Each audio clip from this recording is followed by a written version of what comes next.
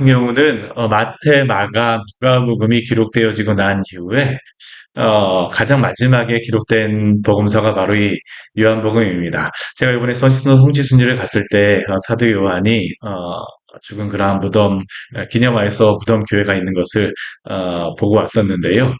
이 요한복음은 에베소에서 이 요한이 기록하였던 그러한 겁니다. 가장 마지막에. 그러다 보니까 이 요한복음 같은 경우에는 마태, 마가, 누가복음에서 언급되어지지 않은 그러한 말씀들이 많이 나와 있고요. 또 한편에서는 반복되어지는 그러한 말씀들은 또 많이 언급하지 않은 말씀하지 않은 그런 말씀들이 많이 있습니다. 예수님의 그 마지막에 그 예루살렘에서 그 행적도 그렇습니다. 대부분의 그 많은 말씀들이 보게 되면 많이 생략이 되어져 있어요. 그런데 그 가운데에서 몇 가지의 것들이 기록되어져 있는데 그 중에 한 가지가 뭐냐면 바로 오늘 우리가 본 예수님께서 어린 양을 타시고 예루살렘에 입성하시는 그러한 내용의 이 말씀입니다. 왜 이 말씀을 여기에 기록하고 있을까요? 중요하기 때문이죠. 예수님의 그 어떤 것인가를 나타내는 그러한 말씀이 바로 나타내는 그러한 것이 바로 이 나귀를 타고 입성하시는 것이기 때문입니다. 오늘 그 12절 말씀 보게 되면 그 이튿날 명절에 온 큰 무리가 예수님께서 예루살렘에 오신다는 것을 들었습니다. 예수님이 예루살렘으로 입성하시는 것은 향유옥합을 부었던 것이 토요일이기 때문에 그 이튿날이라고 하게 되면 주일에 예수님께서 예루살렘으로 입성하시는 겁니다. 그러나 이 사람들에게는 토요일은 안식일이고요. 그 다음 날이기 때문에 이 사람들이 움직이는 그러한 날이죠. 그런데 이렇게 예수님이 입성하실 때에 많은 사람들이 이 이야기를 듣지 어떡할까요? 많은 사람들이 이곳에 모이기 시작하는 겁니다. 모이기 시작하는 거예요. 그리고 그 가운데에서 사람들이 어떻게 합니까? 종려나무 가지를 가지고 맞으러 나왔다고 이야기를 합니다. 실제로 오늘날에도 부활절 즈음이 되게 되면 이 곳에서 예수님이 입성하시는 그러한 것들을 동일하게 행하는 그러한 행사를 가지곤 합니다. 두 번씩이나 이런 것들을 행하게 돼요. 카톨릭에서 행하는 그러한 것들도 있고 또 정교회에서 행하는 그러한 것들이 두 번씩이나 있는데요. 그때 보게 되면 정말 전 세계에서 많은 사람들이 모입니다.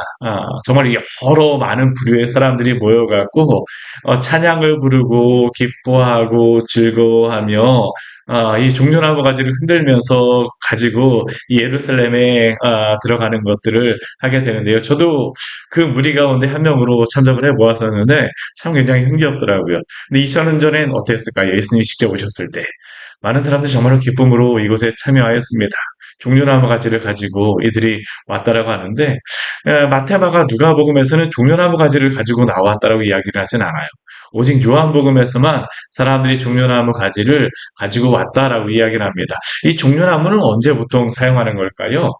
우리가 그 이스라엘의 명절, 하나님께서 명령하신 그 명절 중에 초막절에 이 종려나무 가지를 가지고 그들이 초막절 행사에 참여하거나 했습니다. 그리고 또 언제 이들이 이 종려나무 가지를 가지고 명절을 했으냐면 성경에 나오는 그런 명절은 아니지만 우리가 앞에서 그 요한복음 앞에서 보았던 수전절 때 마카비 왕조가 안티오쿠스 4세 그리고 안티오쿠스 이 4세의 그러한 폭정으로부터 해방을 하여서 예루살렘을 다시 회복시킨 그러한 날을 기념하였던 이 수전절에 사람들이 이 종려나무 가지를 가지고 나왔습니다. 승리의 그러한 의미가 바로 이 종려나무 가지를 가지고 나오는 것이었고요.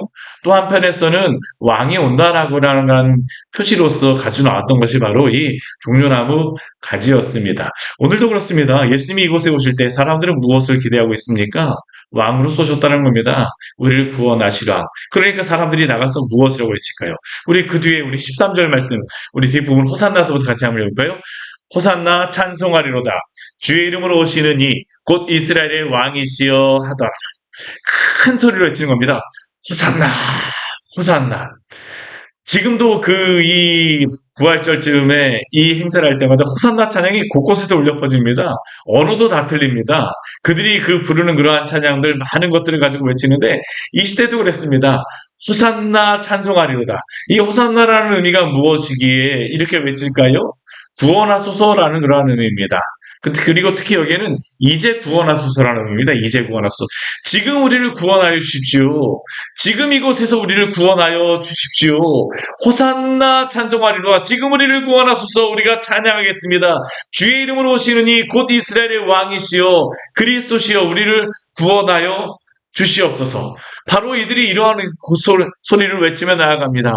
지금 구원하소서라고 하는 그러한 외침은 무엇을 의미하는 것입니까? 지금 우리가 로마의 그러한 여러 가지 압제 가운데 있는데 지금 로마에서부터 우리를 구원하여 주십시오. 우리를 여러 가지 상황 가운데서 구원하여 주소서. 세상의 여러 가지 불공평에서 우리를 구원하여 주소서. 이들이 기대하였던 예수님에 대한 모습입니다. 이제 우리를 이곳에서 구원하여 주시옵소서. 사실 이러한 그 소망은 우리도 뭐 대통령을 뽑거나 여러 가지 선거를 할 때마다 가지는 생각 아닙니까? 이 사람을 뽑게 되면 이 사람이 우리를 향하여서 무엇인가를 할 것이다. 기대하는 그런 마음. 예수님에게도 이 시대에 살았던 많은 사람들이 기대하는 것이었습니다. 지금 이 6월절 맞이하여서 이 예루살렘에 올라와 있던 로마의 총독, 그 총독은 그들이 기대할 것이 없었습니다. 그렇다고 해서 예루살렘 성전에 있었던 제사장이라든가 그 종교 지도자들, 사내들인 공회에 살아 그 지도자들에게 그들이 기대할 것이 있었을까요? 아니요. 그들에게도 기대할 것이 없었습니다. 그들은 종교 지도자들이라고 하지만 이 이스라엘 백성들은 알았습니다. 이들이 자신들의 그러한 것들을 위하기보다는 자신들의 어떠한 그 이 종교 지도자들의 자신들의 기득권을 지키기 위해서 한다라는 것을 알고 있었기 때문에 이 백성들은 어떻습니까? 예수님이 오신다는 이야기를 듣고 나서 종려나무 가지를 들으면서 수전절에 우리를 해방하였던 그 마카비 왕조의 그러한 사람들과 같이 비록 그 마카비 왕조를 멸망하였지만 하나님이 약속하신 그리스도가 당신인 것을 믿으니까 우리를 구원하여 달라는 것 아닙니까? 그런데 우리는 알고 있습니다. 이들이 호산나 찬송하리로다 이제 구원하소서라고 외쳤던 이러한 외침은 금방 바뀌게 되죠. 어떠한 때요? 자신들의 그러한 생각이 무너지게 되어질 때. 예수님이 이들을 로마의 압제에서 구원하시는 분이 아니라는 것을 알게 되어졌을 때에 또한 이들의 그러한 현실적인 그러한 문제에서 구원하실 분이 당장 현실적인 문제에서 구원하실 분이 아니라는 것을 알게 되었을 때에 이들은 어떻게 합니까? 바로 외침이 바뀌죠. 뭐라고 외칩니까? 저를 십자가에 못 박아라. 우리의 믿음이 무너질 때가 언제일까요? 예수님에 대하여서 우리가 기대하는 생각으로 생각할 때입니다. 그러나 예수님이 이 땅에 오신 이유는 무엇일까요? 우리를 허물과 죄에서 부활이요 생명이신 우리 주님께서 우리에게 영원한 생명을 주시기 위해서 이 땅에 오신 줄을 믿으시기를 바랍니다. 그것을 상징하는 것이 무엇일까요? 바로 오늘 예수님께서 어린 나귀를 타고 올라오시는 겁니다. 많은 그러한 예수님의 그러한 예루살렘에 올라오셨을 때 많은 사건들이 있지만 이 요한복음에서 그래서 이 나귀 타고 올라오시는 말씀은 언급하고 있는 겁니다. 오늘 14절, 15절 말씀 같이 한번 읽을까요? 예수는 한 어린 나귀를 보고 타시니 이는 기록된 바 시온 딸을 따라 두려워하지 말라. 보라 너의 왕이 나귀 새끼를 타고 오신다 함과 같더라. 네. 사실 세상의 왕들은 무엇을 타고 옵니까? 말을 타고 옵니다. 백마를 타고 오거나 아니면 병거를 타고 오거나 마차를 타고 오죠. 그러나 예수님은 그러한 멋진 말을 타고 오지 않습니다. 백마를 타고 오지 않습니다. 무엇을 타고 오십니까? 한 어린 나귀를 보고 타셨다라고 말씀하시죠. 겸손의 왕으로 이 땅에 오신 것입니다. 왜 예수님이 이 어린 나귀를 타고 오셨을까요? 우리 15절 말씀을 보게 되면 그 이유를 분명히 말합니다. 이는 기록된 바. 이 기록되어진 것은 무엇일까요? 구약 성경에 기록된 그 말씀을 순종하시기 위하여서 예수님이 이 어린 나귀를 타셨다라는 겁니다. 특히 이 말씀은 어떠한 말씀을 인용하고 있는 것이냐면 스가랴 9장에 있는 그러한 말씀입니다. 우리 말씀 같이 한번 찾아볼까요? 우리 스가랴 9장 9절의 말씀입니다. 우리 말라기 가장 마지막에 나와 있는 구약성의 가장 마지막인 말라기 바로 앞에 있는 그러한 말씀이죠. 이 스가랴 말씀 같은 경우에는 예수 그리스도의 그러한 오심에 대하여서 메시아 되심에 대하여서 예언하고 있는 많은 말씀들이 있습니다. 우리 9장 9절 말씀 우리 같이 한번 읽어볼까요? 같이 구약성경 1321페이지입니다. 스가랴서 9장 9절의 말씀입니다. 같이 읽겠습니다. 시온에 따라 크게 기뻐할지어다. 예루살렘에 따라 즐거이 부를지어다.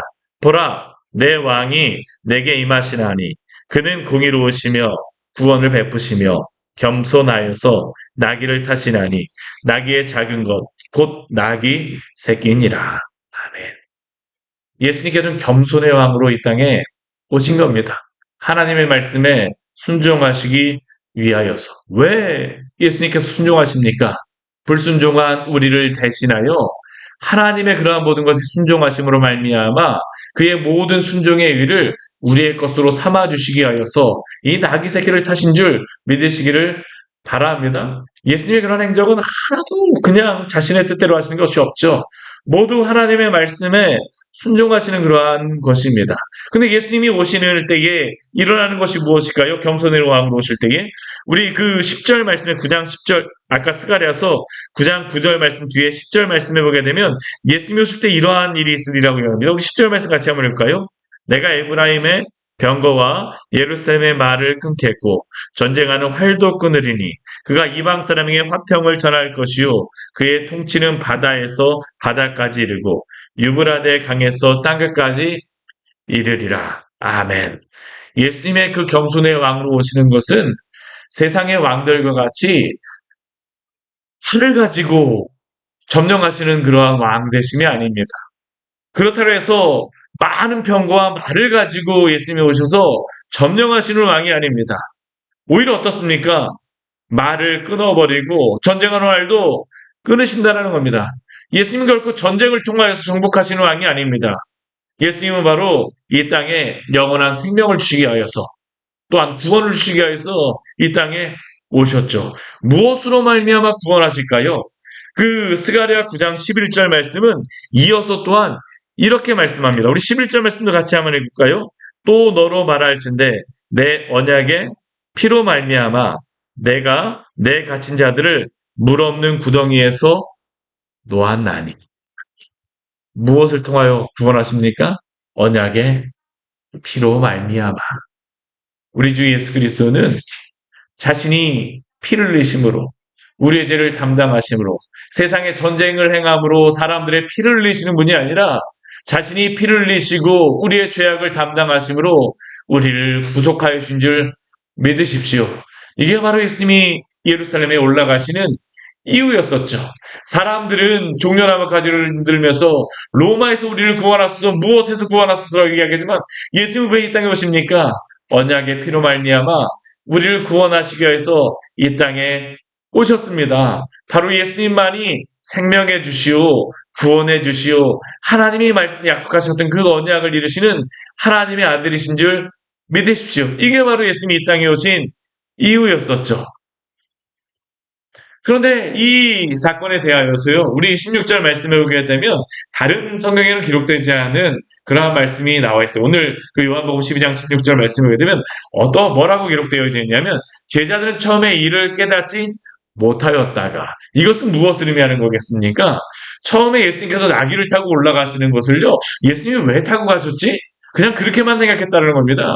처음에는 제자들이 이것이 무슨 의미인지를 알지 못하였어요. 우리 마태마나 마가복음이나 누가복음에서는 뱃박에 있는 그 나귀를 풀어서 오라고 이야기로 말씀하시고 나귀를 풀어서 오는 그러한 그 말씀들이 기록되어져 있잖아요. 그들은 풀어서 오면서도 이것이 왜 그런지를 알지 못하였습니다. 그런데 이 의미를 언제 알게 되어집니까? 뒤에 보게 되면 이렇게 말씀하죠. 예수께서 영광을 얻으신 후에야. 십자가에 달려 죽으시고 부활하시고 또한 제자들에게 성령이 임하신 후에야 그들은 무엇을 알게 됩니까? 예수께 대하여 기록된 그 스가랴의 말씀이 예수님께 대한 것임을 그들은 알게 되어졌고요. 또한 사람들이 예수께서 이같이 한 것이 바로 하나님의 말씀에 순종한 것임을 알게 되어진 것이죠. 사랑하는 여러분, 때때로 우리가 하나님의 말씀대로 살아가다 보면요, 세상의 사람들이 우리를 잘 이해하지 못할 때가 있습니다. 하나님의 말씀대로 우리는 열심히 살아가고 있는데요, 저 사람은 왜 저렇게 행하는지 잘 이해하지 못합니다. 때로는 바보 같다는 이야기할 때도 있고요. 때로는 왜 그렇게 행하냐라고 말할 때도 있습니다. 그러나 너무 낙심하지 마십시오. 정말로 하나님이 정말로 그 영혼들을 구원하시는 그 때가 되게 되면 이해하게 하실 것입니다. 또한 그것을 통하여서 하나님은 당신의 영광을 또한 나타내실 줄 믿으시기를 바랍니다. 예수님의 그 사역도 그랬습니다. 그 시대에 있는 사람들이 알지 못했습니다. 호산나 찬양하리로다 기뻐하며 종려가 나무가지를 흔들고 제자들 거기에 도취되어서 그것 자체만을 즐거워했었는데 그때는 예수님이 무엇을 하시는지 몰랐어요. 그러나 제자들은 알게 되죠. 그 알게 되었을 때 어떻게 합니까? 예수님의 그 길을 따라가게 되어집니다. 왜요? 이분이 바로 우리를 구원하시기 위해서 오신 하나님의 아들이심을, 예수님만이 하나님의 아들이심을 그들이 알게 되었기 때문입니다. 오늘 그 뒤에 말씀에 보게 되면 이제 많은 그 예수님이 오실 때에 이 사람들이 왜 모였는지를 알려주고 있죠. 왜 그렇습니까? 나사로를 살리신 그러한 소문이 온 예루살렘에 퍼졌기 때문이죠. 증언하는 사람들이 있었으면 저 사람이 나사로를 살렸대. 저 사람이 나사로를 살렸대. 그 사람들이 어떡합니까? 다 모이는 겁니다.